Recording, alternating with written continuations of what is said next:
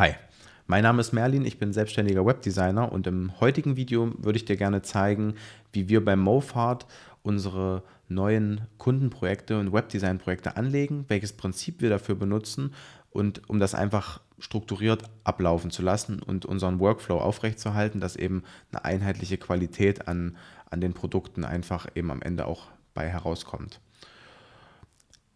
Das Video würde ich gerne so aufbauen, dass wir heute damit anfangen, über die allgemeinen Sachen zu sprechen zum Atomic Design, also die einzelnen Bestandteile besprechen, ja, also die Atome, Moleküle, Organismen, Templates und Pages, dass jedes einzelne so ein bisschen seinen Inhalt bekommt, dass wir wissen, okay, was ist das alles?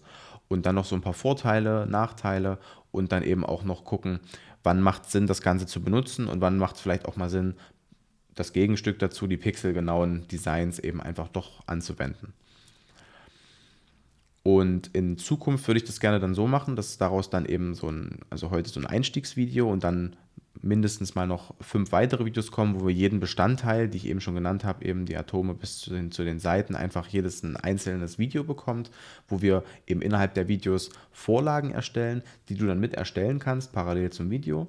Wir uns so ein bisschen auch die Auto-Layouts nochmal in Figma angucken und einfach so ein bisschen schauen, dass wir das ein bisschen verknüpft bekommen und am Ende dieser Reihe quasi eine Vorlage steht, die du dann einfach für deine Webdesign-Projekte in Zukunft benutzen kannst, die natürlich auch gerne noch abwandeln kannst, wie die dann für deine Vorlieben von Arbeit eben passen.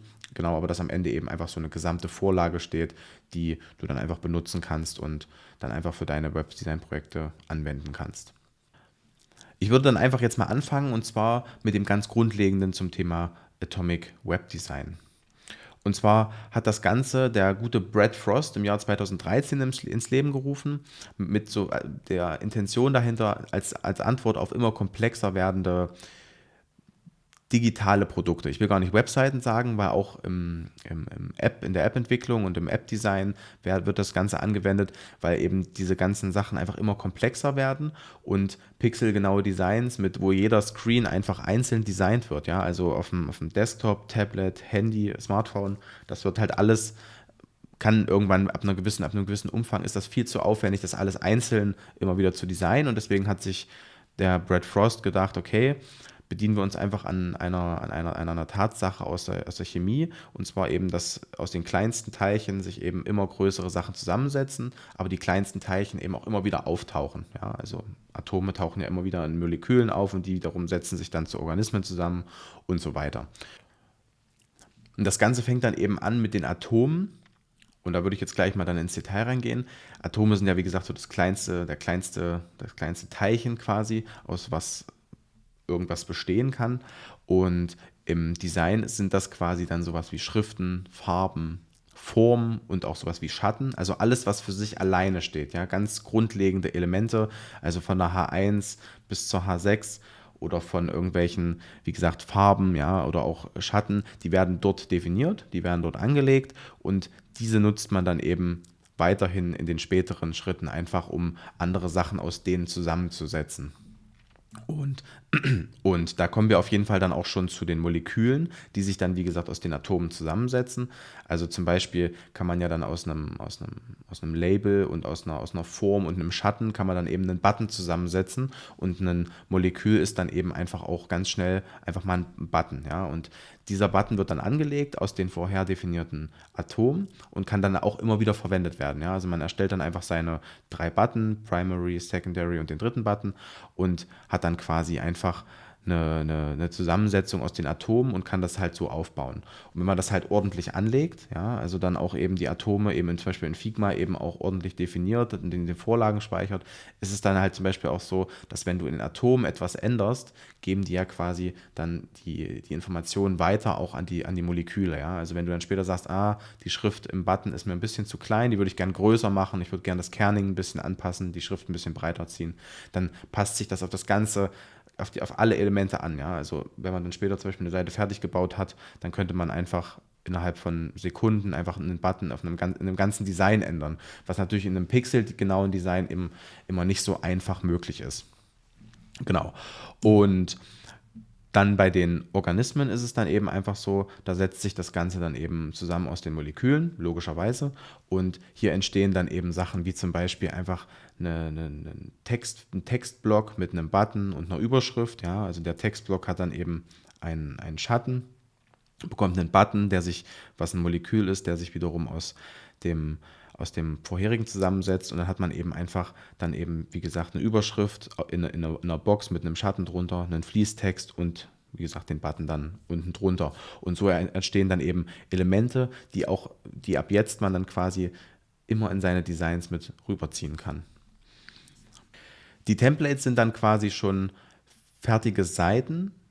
Das sind dann quasi wirklich Sachen, die sich aus den Organismen zusammensetzen. Ja, also zum Beispiel ein Organismus, ein Footer zum Beispiel, ziehst du dann da rein. Dann sagst du willst zum Beispiel eine Auflistung an Boxen haben. Dann packst du da eben verschiedene Boxen nebeneinander also wie gesagt, alle Organismen ziehst du jetzt in dein Template rein, hast dann so quasi eine Seite. Und das resultiert dann am Ende natürlich in die komplette Website, in die kompletten fertigen Seiten. Und du kannst quasi dann so aus diesen Templates dann dein Design zusammenstellen.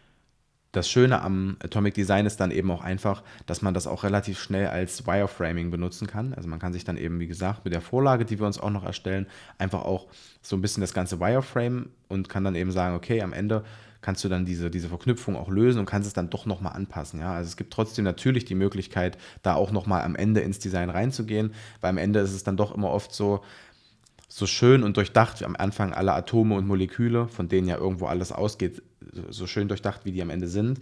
Aber ganz oft hast du halt am Ende, fallen dir natürlich auf der Seite dann auf, okay, die Schriftgröße passt vielleicht nicht ganz zu der Schrift und das passt nicht ganz so gut zu dem und dann musst du natürlich da trotzdem nochmal ran und dann kannst du natürlich immer noch ins Design nochmal dann reingehen und kannst es nochmal dort anpassen und kannst dann trotzdem nochmal so Vorkehrungen treffen und das eben einfach so zu nutzen und dann eben nochmal anzupassen, was ganz schön ist. Also so ganz statisch ist es am Ende dann doch nicht. Es soll natürlich am Ende auch nicht genau vorschreiben, so muss es jetzt funktionieren. Es ist halt eine Vorgabe, dass man sagt, okay, man hat irgendwie so einen Leitfaden, an dem man sich abarbeiten kann. Gerade in den Anfangsschritten vom Design ist es halt ganz oft so, dass man halt irgendwie ganz viele Sachen zusammenwürfelt und es dann ganz schnell auch irgendwie inkonsequent aussehen kann.